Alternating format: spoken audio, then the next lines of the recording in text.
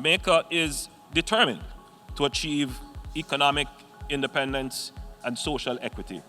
And so in 2019, the Ministry of Economic Growth and Job Creation made strategic moves to achieve this goal.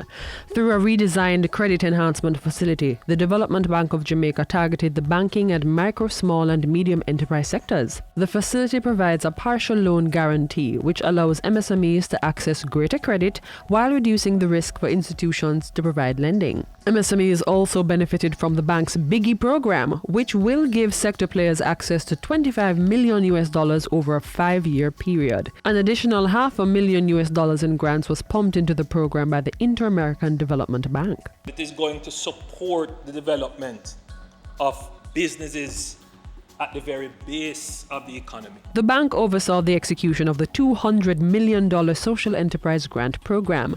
Wigton Wind Farm's divestment and listing on the Jamaica Stock Exchange was also managed by the Development Bank of Jamaica. 2019 also saw the bank creating the Caribbean Alternative Investment Association to promote non-traditional investment instruments such as private equity, real estate and venture capital. That association was preceded by January's MOU to offer a certificate program in alternative investments. Jamaica's objective is to be a jurisdiction that offers high-value business services to support local and international business. 16 items were removed from the export licenses list, reducing time and cost to export. A similar benefit was realized with 2019's introduction of the Port Community Truck Appointment System at the ports and airports. Business name registration and reservation went online in August with the launch of the electronic business registration form. And the Jamaica Single Window and Trade took effect in November. The pilot started with the Trade Board. Targeting the motor vehicles in particular, companies will be able to submit their application online and use the web-based platform to track the progress. The re-engineering of business processes within the public sector resulted in a 7.8% unemployment rate, the lowest in over 3 decades. Investments facilitated by the Development Bank of Jamaica, the Exim Bank, the Jamaica Special Economic Zone Authority, and other ministry entities also helped bolster employment in 2019. The kinds of investment that we are promoting are investments that fulfill the social contract of, yes, creating economic opportunities, but also creating economic development for people. The business process outsourcing sector got $73.9 million in loans from the DBJ. The sector in turn has provided close to 50,000 jobs in the year. 3,000 were promised with June's groundbreaking for the $49.8 million Morant Bay Urban Center in St. Thomas. As a government, we decided that we are not just going to focus on the development of Kingston, but we are going to develop plans for all our major townships in Jamaica. A design was chosen for the new Houses of Parliament complex to be erected at Heroes Park. In February, the Urban Development Corporation's $1.2 billion closed Harbour Beach Park project got underway in Montego Bay, and plans for Port Royal to welcome cruise ships were bolstered with the installation of a seawalk. Ground was also broken for construction to start on the Southern Coastal Highway Improvement Project. Major headway was made on the Hagley Park, Mandela, Constant Spring and Ferris to Macfield Road Improvement projects. The Georges River Bridge in St. Andrew was rehabilitated at a cost of $21 million. Residents of Chesterfield in St. Mary received a new $59 million bridge. Work, meanwhile, continued on the $48 million Paradise Bridge in Westmoreland. Access to potable water is an essential ingredient to quality of life.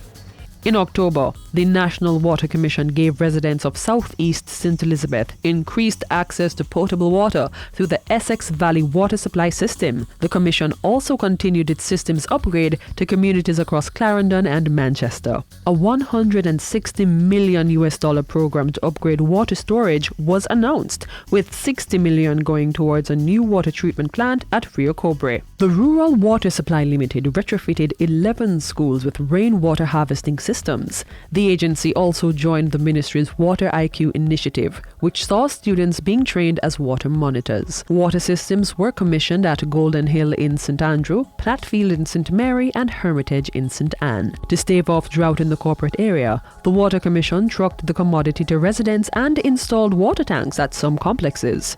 Work began in 2019 to replace the broken 18-inch water main along the Ferry Main Road. My responsibility is to ensure that we advance this process.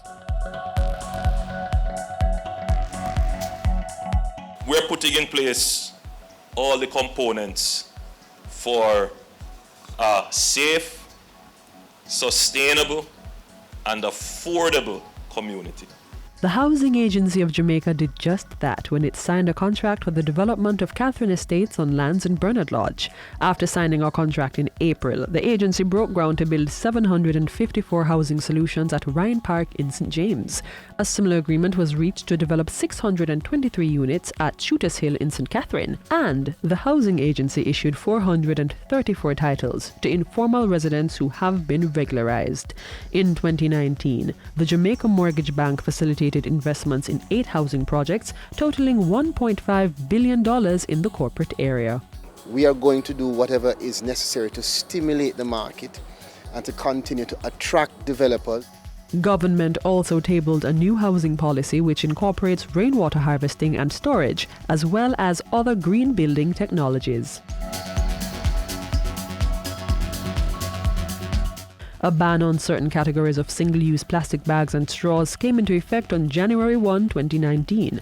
Putting teeth to the ban, 16 businesses were charged for breaches in the year. A $1.3 billion Enhanced Disaster Mitigation Works program was launched in the year. Funds were used to sanitize, beautify, and rehabilitate communities.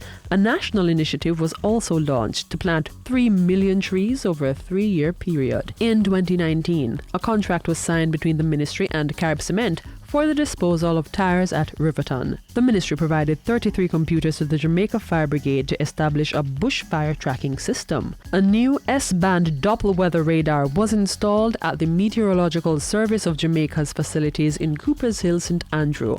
And the region's first GPS-enabled early warning system was mounted at Rio Cobre in St. Catherine. Jamaica actively advocates and will continue to advocate for increased and enhanced access to climate finance from both public and private sector sources. In 2019, the island benefited from $1.8 million in climate financing from the Green Climate Fund GCF. $583,000 was used to create the first Caribbean green bond listing on the Jamaica Stock Exchange. Another $582,000 has been used to assist the private sector in developing and implementing climate smart strategies. And the island's first country program to streamline its engagement with the GCF was launched. Jamaica also received $16.5 million in funding from the European Union to facilitate ground truthing and boundary installation in the cockpit country. Implementation of the National Forest Management and Conservation Plan will also be covered by the grant. And a portion of a $140 million loan agreement inked with the World Bank went towards Jamaica's climate change resilience efforts. The government's commitment and declaration still stands. There will be no mining in the area designated as the cockpit country protected area.